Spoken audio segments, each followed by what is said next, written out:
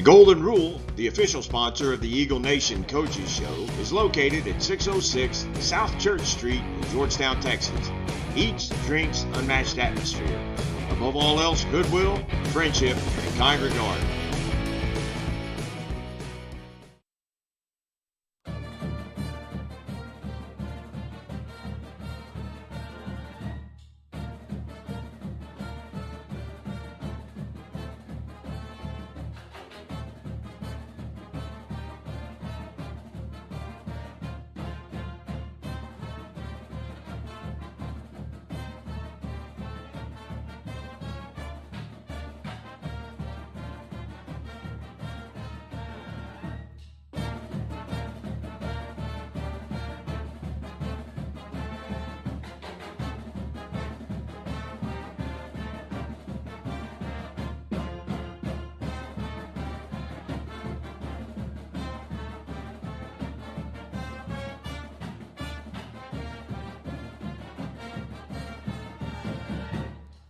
Good evening, everybody. Welcome to the Golden Rule, 606 South Church Street, the Eagle Baseball Coaches Show live here on SHN.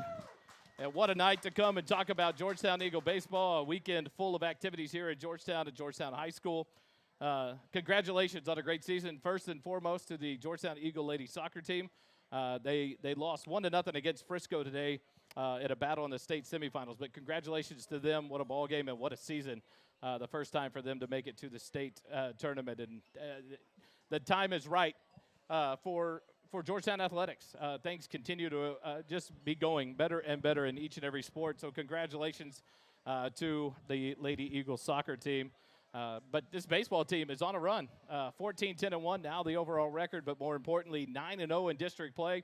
A big 11-0 win over Cedar Creek in a run rule game on Tuesday night. A couple of nights ago there in Cedar Creek, and now we get ready for them to come over to Georgetown tomorrow night to take on your Georgetown Eagles, with the chance for the Eagles just to continue to dominate in District 23. A lot of parity, and we'll talk to Coach Vierra about that here in just a second, within the rest of the district, as Eastview got upended 2 games in a row by Pflugerville. A couple of upsets there if you looking in the standings, and Hendrickson coming back in their series after a response to a 2-game sweep by Georgetown. And so a lot of parity amongst 2 through 7 in the district, but Georgetown continues to separate themselves in the district standings at 9-0. But Cedar Creek will come in tomorrow night, and then we'll have a nice game, a Saturday that we'll talk to Coach Vierra about at Vandergrift High School to get ready on the preparations for what Coach has always built in as that weekend series for the playoffs, and that'll start this weekend at Vandergrift High School. But these Georgetown Eagles continue to roll. Congratulations and to the Georgetown Lady Eagles, the softball team, continuing to roll on their side of things in district play as well. And so things going well for the baseball and softball teams at Georgetown right now. How about a quick timeout? When we come back, head coach Jordon Vierra will join us, and we'll talk Eagle baseball before we get a couple of players up here live at the Golden Rule, 606 South Church Street in Georgetown. Thanks for joining us. Right back on the Eagle Baseball Coaches Show in just a minute.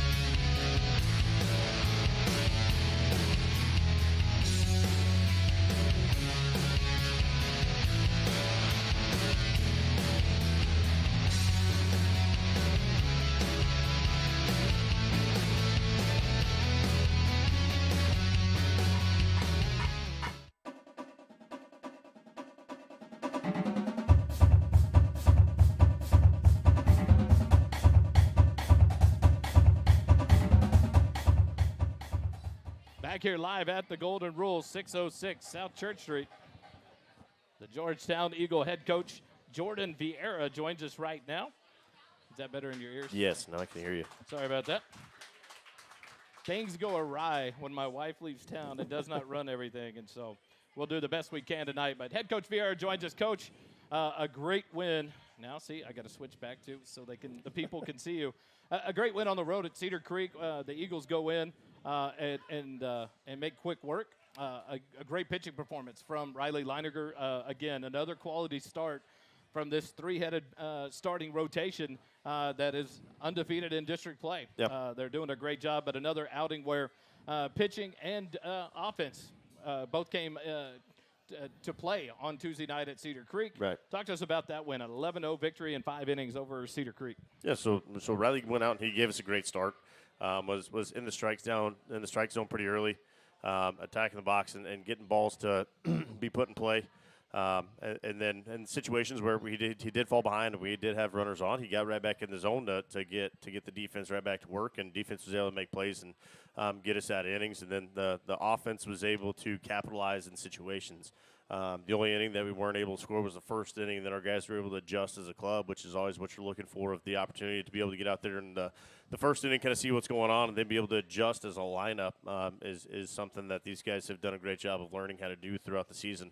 And so they adjusted really well moving into the rest of the game and capitalized on some mistakes that they made, and we were able to force the action and steal some bags. And it was just a quality game overall, and then give the ball to Kyle Ropolo at the end and let him continue to pound the box and be in it at the end. So another quality step in the right direction for us. I mean, we had a couple of things that we were able to grow on some base running situations of how we can continue to get better. But as a whole, it's fun to watch these guys continue to learn, continue to develop, and continue to piece together what this club can ultimately look like. One thing that I've enjoyed seeing is the fact that your starters in the last two games, Fluid on Monday night at Hendrickson, and then Riley on Tuesday night, the first batter of the ball game that they faced, lead off with a base hit, a triple for Hendrickson, a single for Cedar Creek the other night. And then they locked right back in. Yeah. The defense did a great job at Cedar Creek, not allowing a run, stranding that runner down at second base. But it speaks highly of the pitching staff to be able to lock in, like you said, when things go awry for a minute, they're able to refocus. And how important is that for Riley, for David, as he did on Monday night, that giving up that first hit of not losing your confidence that early, but yet coming back and going right at the next batter. Right. Something that we constantly preach with our hitters or with our pitchers rather, is you got to attack the zone. Right. The thing that has gotten us beat, like as we were going through the tournament season, was our inability to be in the strike zone and our inability to play defense behind it. And so what's been really good to see our guys grow with is hey, I'm going to attack the zone regardless of what's going to happen. And I'm going to trust my defense is going to be able to pick the ball up and throw where it needs to go. And that's what we've been able to see over the course of the last 9 games is pitchers are filling up the strike zone. They're getting the balls put into play, and the defense has continued to grow behind them and be able to pick it up and throw it where it needs to go. And balls in the air, they're able to catch it. So as a whole of a club, the growth of pitchers now trust your defense. The defense has made the strides. Defense trusts that the pitchers are going to let the ball be put in play. And we continue to see the growth of what that looks like. And it's fun when you start to see pitchers mature. You start to see that they're not trying to strike everybody out all the time, or they're not afraid to go inside to people. They're not afraid to throw a breaking ball on a 3-2 count. Like it's when you start to see guys that are mature and they understand the objective of, hey, my objective is to get the ball to move. I'm going to get batters to swing the bat. And it goes away from I got to try and punch guys out, or I got to do it all by myself. It makes the game more enjoyable and makes the pace of the play happen, and guys ultimately start to realize, I can throw more innings if I get the ball put in play more often. And so it's always been fun to see our guys continue to develop in that way. One thing that this team can compare to last year is that building in that confidence, the trust of the pitchers, trusting that defense to go to work. That was a big thing that the Eagles had last year in that run for state, as that defense was locking down and making plays and picking up the pitching staff. And it's fun to see that now as that develops now, as this defense comes to fruition out of tournament season into a solidification of during this run through district that's amazing right now. They're playing great ball, winning in the tough games when they have to, but yet at the same time putting up numbers and from different. It seems to be from different players on different nights. And so that's got to be a good thing. Talk about that. I was corrected here. I missed, and I had the exciting home run the other night by Talon Ball, and I said the Mighty Mite strikes again. I've been corrected. It is Mighty Mouse strikes again. But you talk about the power and the base hits coming at timely positions throughout the lineup. Jackson Rainey comes in a pinch hit situation, and then in the last 2 games, a designated hitter has been performing, and production coming from that part of the lineup. Also coming from Devin Peterson, getting on, be it base hits, be it walks, be it hit by pitches. How is that allowing this offense to keep the frustration off of one person struggling to be passing around those hits and letting this offense work? Right. It's something where we're constantly trying to develop 1 through 9. And an offense isn't just one guy being able to hit a double and then just go stand there by himself.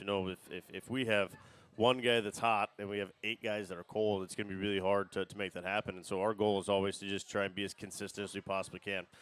Being able to get on first base, we're trying to take the pressure off of guys, right? Like if you can just reach to first base, you've achieved your job, and now you're a base runner. So your job is to just get to first base, whether it be walk, hit by pitch, error, hard hit, ground ball, doesn't matter. Just getting to first base, and then we don't necessarily worry about hits, right? I mean, hits are something that you can't necessarily control. We're trying to control quality of bats.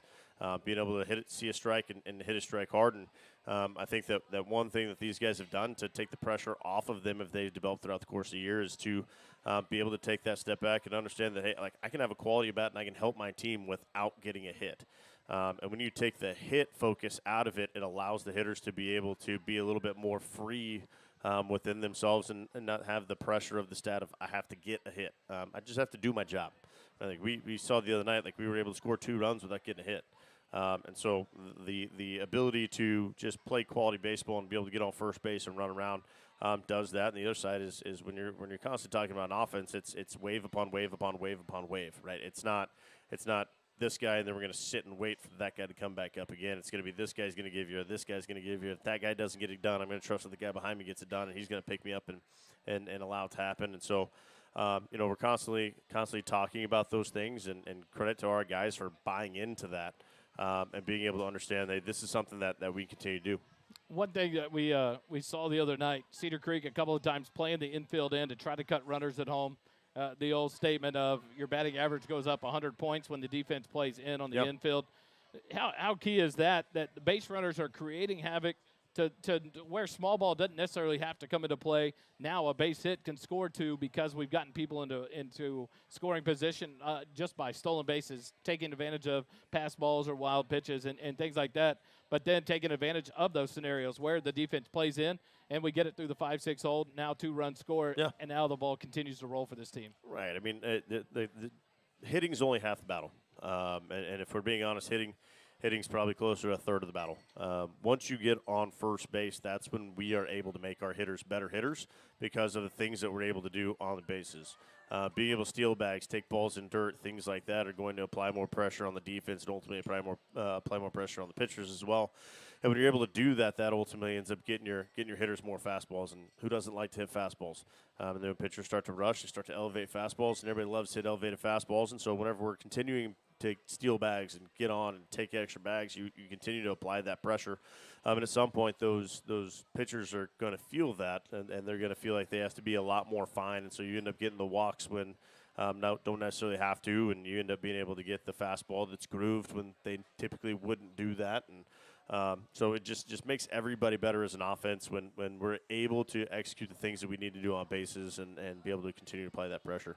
Talk about the parity in this district from right now. It seems to be crazy going on between 2 to 7. Elgin has gone on a run after we took on Elgin in the 2-game setup. Now they're sitting in second place alone when they had worked their way up from the bottom half of the district. And then Eastview getting upset twice there last week, getting beat twice. Now dropping down to the pack where they had separated themselves. It seems like a lot of congestion there in the middle of this district. How important is it for this team, one, to keep rolling, to take care of its own business? A couple more wins, we don't worry about that. But yet at the same time, this district and anybody at any night can pull that upset. Yeah, for us, we're going to continue to worry about what we can worry about, what we can control. And what we can control is how we roll out every day. We talked about it today in the clubhouse. Our ultimately goal isn't just to get in the playoffs. Our goal is to win district, and that's not the final goal, right? We're not just trying to check that box.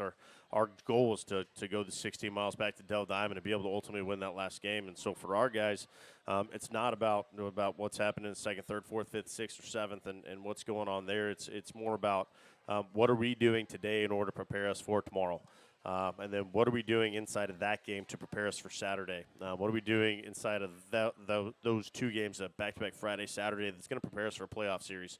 And so we're trying to keep those things in perspective of we're going to continue to control what we can control. And the things that we can control is what we do. Ultimately, that's our players' goal of how we're trying to make that happen. But, hey, baby, go sit with Mama right now. And so what we're trying to do is continue to control that. But to go back to your question about parity is there's a lot of teams in this district that are very competitive. They're able to execute a lot of little things when pitchers are attacking the zone. It's able to continue to make those types of things happen. And inside of that, you never know who's going to be able to beat who and how and why and be able to continue that way. So it's always fun when you're able to get somebody's best effort every night. This week is the first Saturday game we're going to face. We're going to go on the road, take on a Vandergrift Viper team over just off 620, 22 area. Beautiful school out there and a good baseball program, good athletic program. What kind of a week does that set up for this team? Having that rain out last week, taking Hendrickson Monday night, and then 2 games against Cedar Creek this week, and now adding a 4th game on Saturday.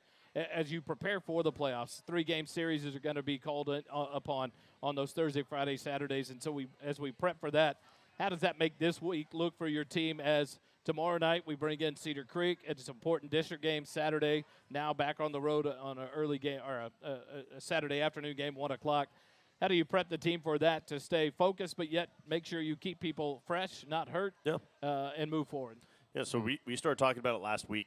Whenever we knew that there was going to be a chance of it, starting last Monday, last Tuesday, we started talking to these guys about, hey, there's a chance that Friday gets moved, or that Thursday gets moved to Friday, Friday gets moved to Saturday, Saturday gets moved to Monday, and for them to continue to be prepared that was a possibility. And so whenever we found out that that's exactly what was going to happen, the conversation quickly shifted to, hey, we're going to figure out what kind of mental resolve you have. We're going to figure out how good you are at actually taking care of your body and understand that you being able to perform in back-to-back nights is what you have to do in the playoffs. And these guys have promptly responded from being able to show up on Monday after not doing anything for a couple days as a club because we gave them off for Good Friday, Saturday, and Easter Sunday.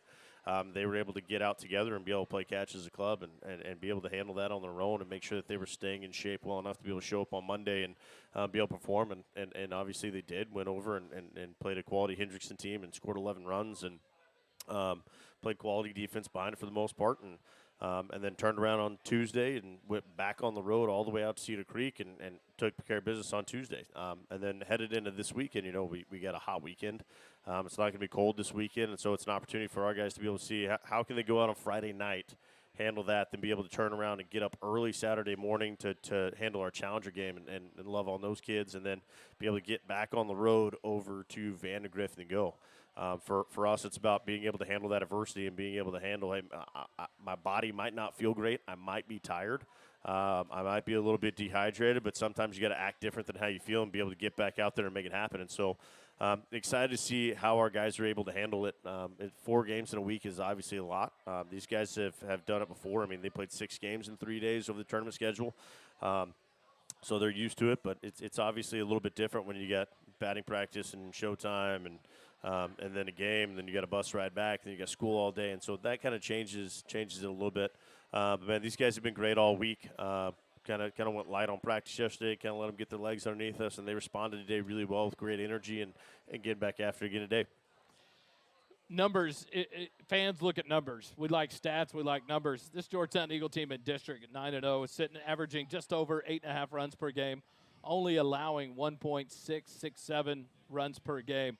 How does that speak to you and to Coach Payne and Coach Durrell, Coach Cockrell, when you guys are emphasizing productivity? Do you guys look at the numbers? Fans like to look at it. Man, this team is putting up numbers. The defense seems to be playing well. Sometimes it speaks different to it. The offense having 11 runs 2 games in a row compared to a tight 5-0 ball game to win one. How does that play out when you were working with this team to get them prepared on how important it is to put runs on the board? Or where's that focus stay for you to keep them from looking at, do you see my numbers? Do you see what we're doing? Yeah, don't look at numbers at all, to be honest with you. There's a couple numbers that we ultimately look at as a staff as far as individual stuff and productivity. The things that we look at as individuals is more of on base. How are we getting on base? How are we being able to execute those situations? The big one for us is quality of bat average. Is for us to see how many quality at bats are we having over an extended period of time, and those are the things that we're constantly looking at as a staff to kind of figure out what we're doing. So we take the pressure off the hits, off of things like that, like we were talking about earlier, and put it more in perspective of having a quality at bat. Those quality at bats are things like having 6 pitch at bats, head drawn a walk, having a hard hit ball, getting a runner over, sacrifice bunts, things like that, things that you can control. And those are the things that ultimately we're trying to continue to apply to.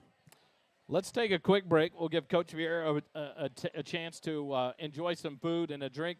and then we'll visit with our two players. Tonight we've got Brady Peters to come talk to us, and then the junior DH lately that's been on a tear, Jackson Rainey, to join us. So we'll take a quick time out. We'll come back, and we'll talk to Jackson Rainey first. And then at the end of it, after we talk to those two, we'll bring you back up. We'll close it down. Sounds great. And get ready for tomorrow night. Thanks for joining us live here from the Golden Rule, 606 South Church Street for the Eagle Baseball Coaches Show. We'll be right back here on SHN.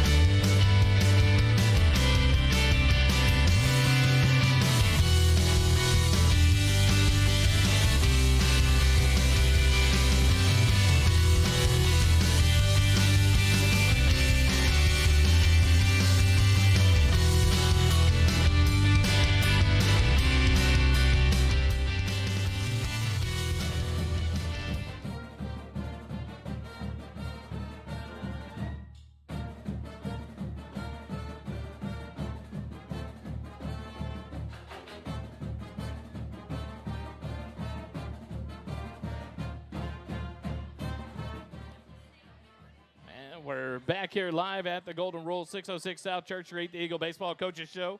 Joined now by number 11, the junior, Jackson Rainey. Joins us tonight. Exactly. Yeah, okay, well, let's just start with that. Let's go with the nickname Scout. What's the story here behind that there? Well, my buddy Brady Peters, me and him were working on the trees out in Serenata, and he just started calling me Scout, so that's kind of how it went. So we will remember this come tomorrow night against Cedar Creek. We got Mighty Mouse. We've got Scout. We'll find out Brady's nickname here in a minute when we visit with him. And then what we call Mr. Do-It-All now is my new name for Jacob Valtasek after we learned last week. And I know he hated that it got out, but it got out. A young man that plays football, baseball, on the All-A or A-B honor roll, an Eagle Scout. And so a lot of talent on this team. And Jackson, when Coach texted me earlier in the week, hey, who are we having on the show? You immediately popped on my mind. The other night, you play a role right now on this team as a junior that is huge. And as you've stepped into this role in the last few games especially, Coach made a call one night. Hey, pinch hit, Jackson goes in, RBI base hit. The last two games after that, you've been in the DH spot, producing from that spot as well. How does that feel, and how much are you enjoying that role? Last year it was funny. We saw a sophomore on this team, now a junior that's on the mound and playing Riley Leininger that was in that role and battling in that DH spot. and now you find yourself in that. How does that feel is now when coach says, hey, you're in, pinch hit, you go in and step in and get that hit. You like the pressure? What's that pressure put on you as you're going through the game, you're waiting for that number to get called? Well, I don't really think about much of the pressure. I just know I got to go up there and do a job, and I know I don't have to do it alone. I got my brothers on base with me, and I don't really have to do it alone. I asked Coach about that the other night on the pinch hit. You step in, an RBI single, and Coach said, man, if that could happen every time, I'd be a genius. But since then, you've stepped your way into this in the last couple of games at the DH position. How much fun is that? You enjoy that? A lot of times some players, they want to be in the game on defense and in hitting to stay in the game. It seems like you're doing a very productive job at the plate as the DH. Are you enjoying that role? How does that fit into how you usually play, be it in travel ball, club ball, and outside of school? I'm really enjoying the role as a DH. It's a blessing being able to be on the lineup just hitting. When I work my way into the field, then I get my chance to show my progress. But right now, I'm comfortable as DH. As a junior on this team, it's a very young team compared to last year. And you guys, there's a lot of you juniors on this team. Do you challenge yourselves? How do you guys as a class look at this opportunity to make your mark on Georgetown? You've got people like Brady Peters and Chance Pernica and Eli Harmon and Kyle Ropolo, these seniors that played those roles last year. You guys come into them this year, and it's a very junior-heavy class. How do you guys keep yourself challenged and working towards that goal of, hey, I'm going to be that next person to earn that spot? Well, right now we're just, as a very young class, we're taking all the knowledge we can get from the seniors that were here last year. Obviously, they made the state run, and we're just looking to get as much knowledge as we can from them so that we can put it towards this year and next year. Defensively, if you find Jackson Rainey in the field, what's your position? Where do you typically play? Where in travel ball outside of school and at school, what's your typical position? In travel ball, I'm a center fielder. At school, I'm usually a left or right fielder. Okay. And so enjoying this role and in this role, how key is it for you guys to stay focused? A couple of games where you weren't in the DH role, you get that pinch hit, step in. Hey, I need you to step in right here. You go in and get that base hit single. How do you stay focused in a game in that situation that when your number's called, you're ready to turn it on and go up to the plate and produce? Well, it starts with locking in every pitch. Like, you gotta stay locked in. You don't always gotta be locked in the entire time. You can check in, check out, but it starts with locking in every pitch, knowing every count, knowing the outs. Going on this run in district, I was talking to Coach about it. You know, fans and family all like to look at numbers. You can't help but look at a 9-0 number in district. How much fun is it as a team now that things have made a turn? You guys are on a 10-game winning streak. The last game before the tournament or before district started. How does that feel, and how is the energy in the dugout? And for you guys to keep challenging to get better, to not let it just get to a, hey, we're doing well, we can let off a little. Well, it is definitely easy to fall into a lull. With winning all these games in a row, we can definitely fall into a lull. But I think we got to stay focused, keep winning games, keep challenging. Definitely got to make sure when we're playing the easier teams, we got to step on their throat, make sure we finish the game out. A game like that the other night against Cedar Creek, we go in, no runs in the first inning, then you guys respond through 2 through 5 and putting up numbers. How much fun is a game like that where you can try to end it early, get home, and knowing you have a long week? How much fun is that game like that it ends early and that bus ride comes a lot quicker to get back? It's definitely nice ending the game early, get to come back home a little earlier than we usually would, especially with an hour-long bus ride from Cedar Creek. But definitely nice to end the game early. What's it like being an athlete at Georgetown right now? Things seem to be going very well in this athletic department. The softball team, the baseball team, the girls soccer team having a great run. The boys soccer team had a great season as well. The track team right now just doing amazing things from the freshman level all the way up at the district track meet over at Eastview. How much fun is it to be a part of this program and the athletic program overall at Georgetown right now? There's definitely a lot of pride in the program right now. Lots of good stuff going on athletically for sure. It's a really great feeling. As you guys watch through the season, other teams in the district, as you watch the standings, how do you stay focused knowing, and Coach is going to hate this, that I'm going to bring it up, but I'm going to bring it up to you guys because it's there. There's a crosstown classic that occurs in this town. There's a challenge between that's always looked at, no matter what sport it is, and it's against Eastview. How do you guys stay focused past tomorrow night, Cedar Creek? You got to win another game, and then Vandergrift. but knowing next week that battle comes up on Tuesday and Friday against the crosstown rival, and you could call it rival, you guys know each other. Across the board, you players know each other from growing up and playing ball together. How do you guys stay focused to try to take everything into that game and into that series to try to come out on top? Well, with the game against Eastview, obviously we all know these guys, and it excites us. We really want to go out and beat these guys. This is the team that we want to go out and beat. How do you stay focused through the weekend to make sure you don't look past a Cedar Creek and a Vandergrift? We just got to stay locked in practice. Every practice, there's a chance to get better, 1% every day. Jackson Rainey, number 11 on your baseball team. Jackson, before I let you go, any shout-outs? Definitely Kyle Ropolo. Kyle Ropolo. All right, we'll take a quick time out. We'll come back. Brady Peters joins us right after this on the Eagle Baseball Coaches Show.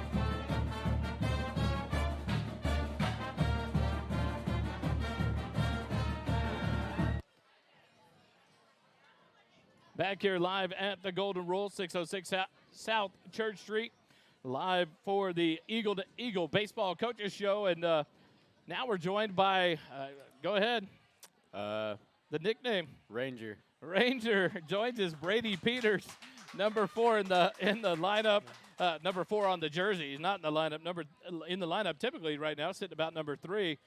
But one of the players, one thing I love talking to these seniors this year is talking to these guys that were role players last year as a whole, that stepped in now this year, becoming leaders on this team and playing a vital part of leading what is going to be the future of Georgetown baseball. And so Brady is one of those players. He's stepped in and right now at third base, becoming a fixture and a household name there. But then on the mound, between himself and Kyle Ropolo, becoming the double-headed Wade Denton, as I like to look at it, because one's 4 and one's 14. Brady, you stepped into this role now as a senior. Your junior year, I don't think you could ask for anything better, but a beautiful ring and a nice gold medal around your neck, and a role position for you. How is it this year as a leader of this team, a senior that these youngsters look up to? How much are you enjoying this run, and what's it like this year knowing it's my time on the food chain to go out and do work and lead this team? I think everyone's enjoying it. It just feels really good to go out there with all my brothers and just play because, last year we didn't really see the field that much, so, yeah. How important is it now, as you have we just talked to Jackson Rainey, we've talked to some of the players through the year, that they buy into those roles. You guys had roles last year that limited in it when you have a senior-heavy team like last year, and as a team the way you guys played. How important is it for you guys to instill that and to build that tradition in there that, hey, the role is important no matter what it is on this team. Now that as you step into it in your senior year, hey, I've got to go lead. How important is it for you seniors to instill that into this younger group? I think it's really important because we know what like every role is like. Like you said, I play third, I pitch, I've been on the bench role, so it's just feels pretty good to do that. We'll start at talk about third base, the hot corner, one of the funnest positions to play in baseball. How much you enjoying playing third base this year? I'm enjoying it. It's a little different. I've never really played it before, but I feel like I'm doing all right. It seems like in the last few games, they've caught you playing right there on the edge to play if a bunt's coming or not, and you seem to have this knack to steal these hot shots that are coming at you and making plays. One at home the other night, the chance for Nika to cut down a run against Elgin, and then coming up, firing across the diamond. Not having played it a lot and not being that first position that you usually play, are you enjoying it? Is it something that's you're starting to? I enjoy it. A lot of these teams that we've been playing, they like to bunt a lot, so I'm usually playing up. But every other inning, Coach V is yelling at me to play back. So now we go to the mound as he looks at Coach V on the side. Right, Coach? Go to the mound. You come in as one of the two relievers right now. You were on this team last year when Wade didn't. Maybe the best numbers in the state of Texas last year in relief, and whenever he came in, it was amazing what Wade Denton did. And this year, this team turns to you and to Kyle Ropolo. How much are you enjoying that role to come in and to be one of those guys to come in and lock it down? I enjoy it. I like having the ball in my hand when bullets are flying. It's a little different coming straight from third to the mound, but I'm enjoying it. What kind of challenge is that? The other night you did that at Hendrickson. He came off third base and went. I was Hendrickson? Yeah. There's been so many games this week. It's all running together. Came off third base right to the mound. How do you have to change your mindset that quickly to go from a fielding position like third to into the mound to lock in and attack the batters? You just gotta know before the game. You gotta visualize those situations. In between innings, you gotta have a routine, and yeah. Sitting in the third spot right now in the lineup, hitting the ball, hitting really well, especially during district. Tonight when I'm by myself, I don't have all my numbers up and pulled, but having a great year at the plate. How much fun are you having there at the plate, being in that position when you know you've got a player like Devin Peterson and Eli Hellman sitting above you, getting on base and giving you opportunities to knock in some runs? It's really fun. I got trust in them, got trust in my brothers. They're going to get on. I'm going to knock them in. Yeah. And then you got right behind you a lot in the lineup. You've got a Riley Leinecker behind you, and then the Mighty Mouse not far behind. I see you back there, Mighty Mouse. I see you, buddy. And players like that are now knocking you in. How much fun do you have on the base pass? You guys seem to be enjoying taking off, running, creating havoc, getting in the head of the pitchers. And we've seen that the last few games, as soon as these starters go to the stretch, as soon as they start worrying about you guys on base, things seem to change in the game for Georgetown offensively. How much fun is that on the base pass to try to create that havoc and to set up a great at-bat for your teammates? It's fun. We like to mess around on the bases a lot, get in the pitcher's head. They start throwing fastballs, and we just mash them. Now, explain to us, we got a word on how Scout came about. Explain to us how Ranger came about. Well, me and Scout were working.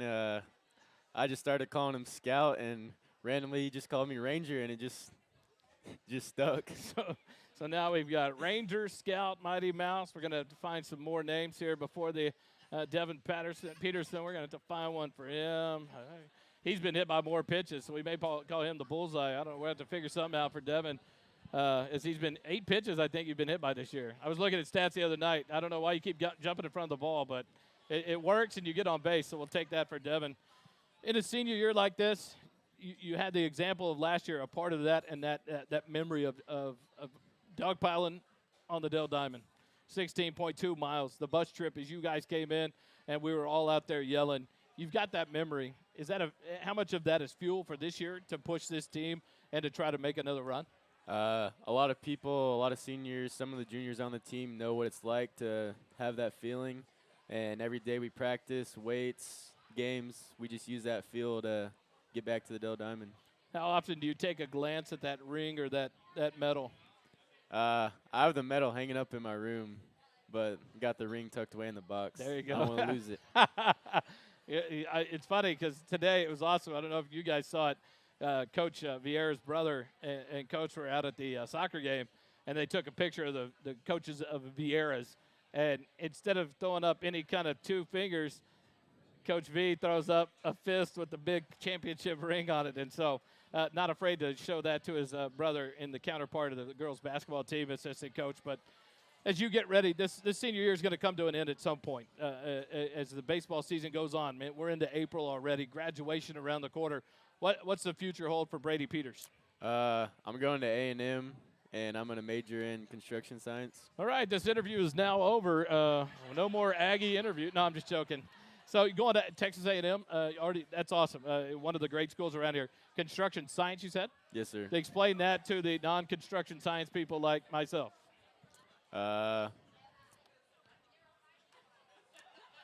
Buildings. Just into building it, because your dad works out in the field, a worker amongst the people, and not in a building all the time. As you look for that, what made you choose what A&M? Is it a family tradition? Is it what was the draw for you? It's definitely not a family tradition. My dad, my sister, my grandma went to UT, but I'm not that smart, so. So we found the black sheep of the Peters family tonight here at No. That's awesome, though. But Texas A&M has a great tradition, a great school, and that's an exciting day for you.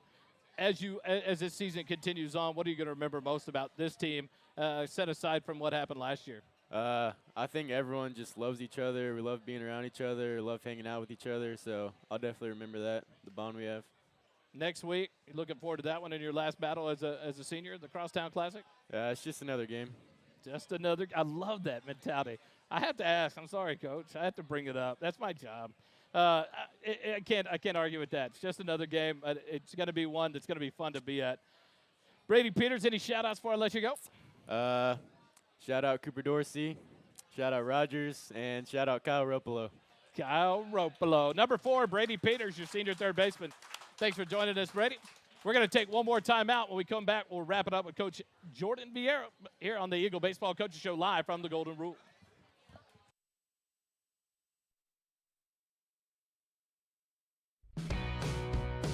The Golden Rule, the official sponsor of the Eagle Nation Coaches Show, is located at 606 South Church Street in Georgetown, Texas. Each drinks unmatched atmosphere. Above all else, goodwill, friendship, and kind regard.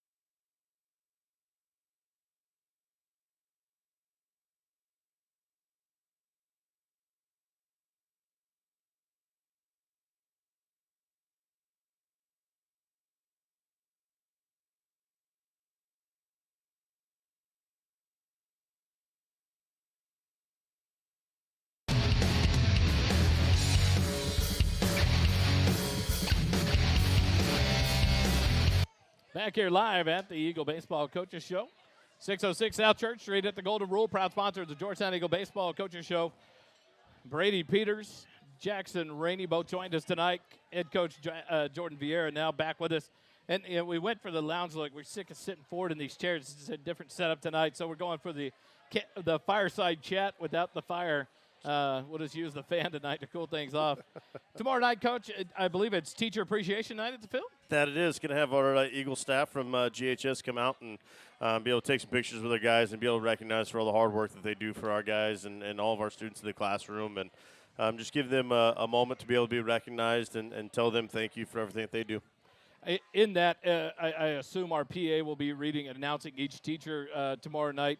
And so what we'll do is we'll go on the air early, and we'll go ahead and have our what we use when we interview after the game, Mike, with the PA. So we will go ahead and broadcast that to make sure those teachers do get that recognition on the broadcast as well, because the work that you guys you can say teachers all night long, you coaches that are in the classroom as well, the work that you guys do with our students and the future of this country is so important and so appreciated. So it's awesome tomorrow night. Teacher Appreciation Night, to come out and join that as we celebrate the teachers that these kids select to come out and honor at the field tomorrow night. 7 o'clock is the first pitch against the Cedar Creek Eagles. That will happen a little bit early, I guess. We're going to move warm-up times a little earlier, or how does that work? So everything stays just about the same. The only thing that really changes is being able to possibly push the anthem back a couple minutes. With the way that we have it set up, we typically have a little bit of downtime anyway, so it just kind of expedites that little bit of downtime and processes it that quickly. So we're just really excited to be able to have some of our awesome teachers. A couple of them are hanging out in the back there. Not going to draw too much attention, but they're kind of a big deal. Yeah, she knows who I'm talking about. And so we're just excited to be able to have them out there, be able to wear a jersey and be able to take a picture and be there with their kids. So if it pushes the first pitch back a couple minutes, push it back a couple minutes. Our big thing is being able to recognize them and then make sure that our starting pitcher is going to be able to be healthy and ready to rock. And then we turn to Tuesday night. We'll be back home next week. The schedule, lately our schedule has been away on Tuesday, home on Friday. Next week we'll be home in game one against Eastview, and that is GYBA night. It is. We're having the GYBA night over on that night because we'll be able to get as many kids as possible in the ballpark. That's always a fun one.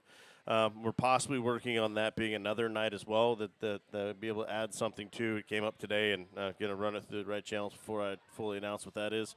But we're working on some stuff. We always love when we get to have our GYBA kids out. I mean, almost every one of our kids played in GYBA, and so for them to be able to see what they were like whenever they were little ones, and then for the little guys to be able to come out and be on the field with us for the national anthem and show up at around 5 o'clock to be able to get some pictures signed for the boys is always a fun experience because we all remember what it was like to be the little guy sitting at the Little League field and then being able to come over to the high school field and see the big boys and see how they played, walking around and feeling like you're walking around giants. And so it's always awesome to have those little guys out and see our side field, our FOD, what we call the Field of Dreams, over there being flooded with little guys.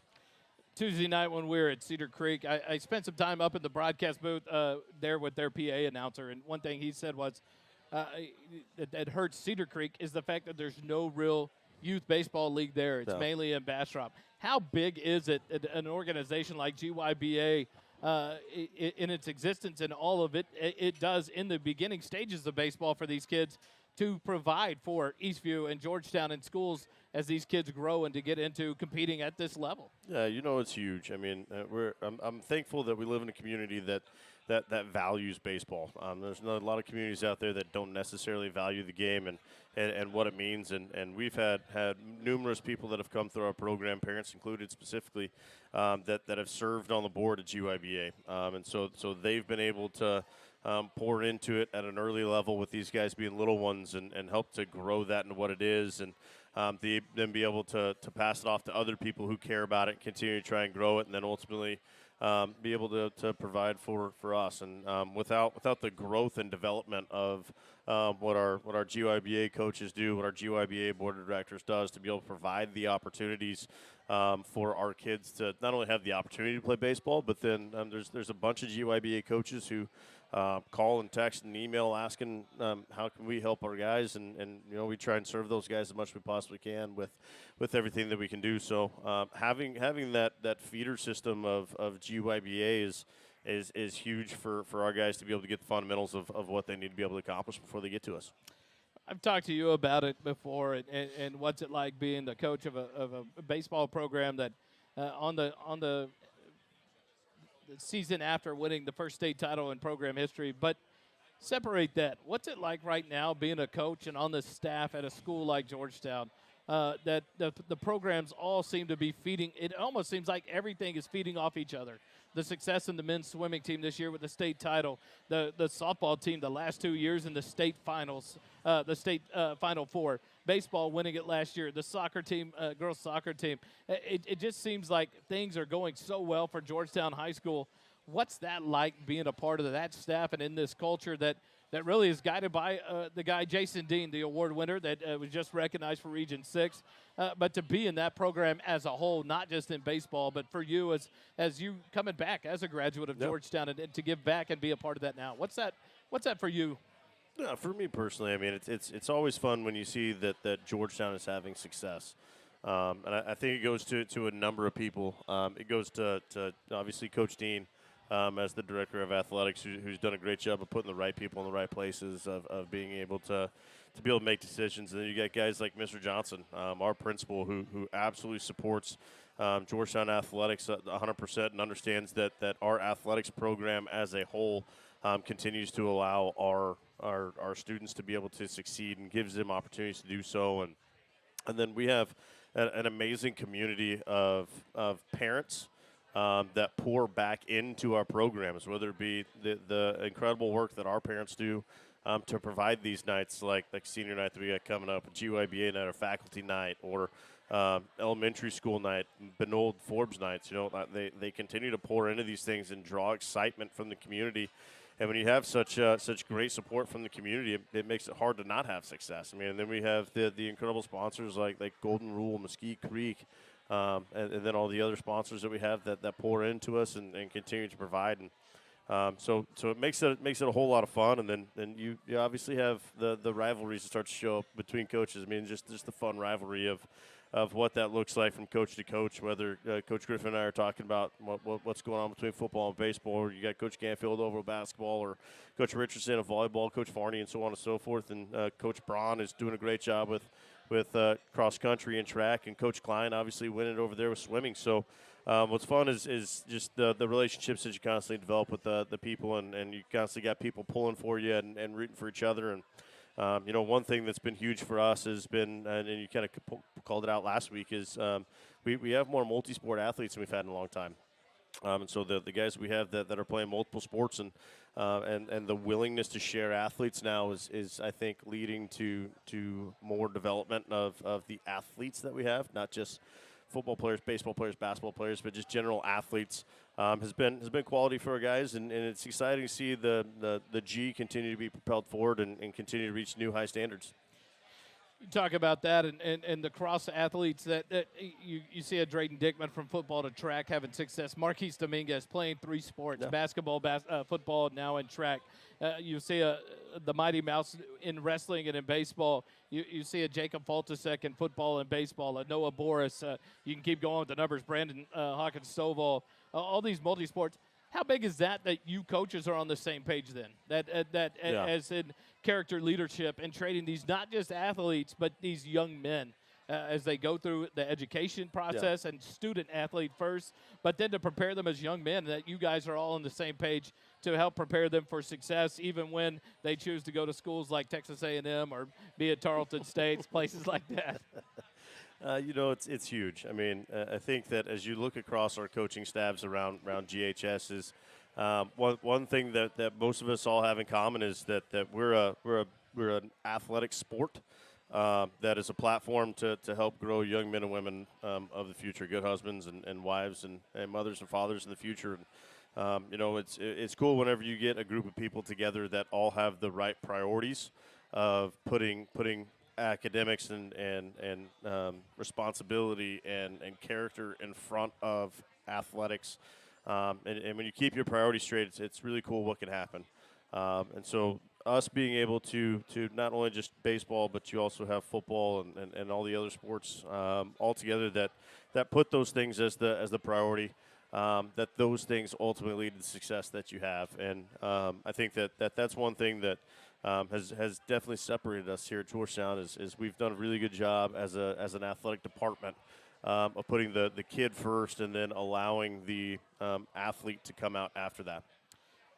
Last question before we sign off. I told Mr. Peters I was going to ask you and see if I could get an answer out of you. Oh, Lord. Cedar Creek comes in tomorrow night. That's an important game. The Eagles want to improve to 10-0 in district.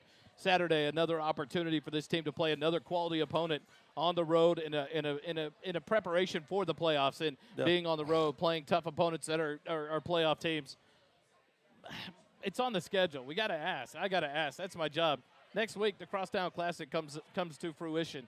Eastview comes here on Tuesday night of next week. We go to Eastview on Friday night. Yeah. How do you keep these kids focused knowing they know each other? They're friends outside of school and baseball. Yeah. They know each other's game. They've played the sport together. They've been friends for a long time. How do you guys stay focused and keep these guys focused to get ready for that, but yet keep the emotion in check knowing it's going to be an emotional time?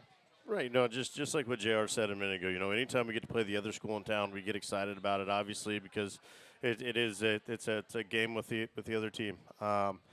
For us, it's the same thing that we're always talking about. It doesn't matter who's in the other dugout, and that's the honest answer. I mean, if we can just realize that it doesn't matter if it's the other school in town or if it's Elgin or if it's Bastrop or if it's Flower Mound, right? It doesn't matter who's in the dugout. Ultimately, you're playing the game of baseball, and the bags are 90 feet apart, the rubber's 60 feet 6 inches away, and we're competing against the game of baseball. We're not competing against a team. And so, anytime we get to square up with those guys, it's always going to be a fun one. It's always going to be exciting. We always hope that we can get as many butts and seats as we can for that one. But ultimately, it's just another game of baseball. And we're going to do everything that we can to make sure that we're doing the little things right to come out on top. Tomorrow night, Teacher Appreciation Night live at Eagle Field at the Georgetown High School. Come out and join us, as Coach Vierra says every week. Show up, be loud, wear blue. Come out and join us, 6:45. Actually, we'll come on a little early. We'll get ready for the ball game, and then we'll bring you the Teacher Appreciation Night before we go with the first pitch. And on the mound tonight, or tomorrow night, will be told to you tomorrow night in the starting lineup. Thanks for joining us live here tonight at the Golden Rule. Thanks to the Golden Rule, to Cody and Tommy and Mike. Of course, Mike's not here tonight. But everything that they do to provide a great atmosphere for us to be here and share this show each and every week. A busy weekend tomorrow night, live against Cedar Creek at home. Come join us there Saturday, 1 p.m., first pitch over at Vandergrift High School, and then we'll turn around and come back and do it all again next week. Tuesday, Thursday night coaches show, Friday night, Saturday baseball. It all gets ramped up as we get ready for the playoffs here in about 3 weeks. Thanks to Coach Vierra for joining us, for Scout and Ranger for being here live tonight. And that would it's about to take a life of its own. Just so you know, that will be on the broadcast tomorrow night. But thanks for joining us live here tonight on SHN. We have fun bringing and visiting the show to you and visiting with Coach Vierra each and every week. And tomorrow night we'll be live on SHN if you can't join us. But thanks for joining us tonight. Remember, it doesn't cost you a dime to be kind. Have a good night, everyone.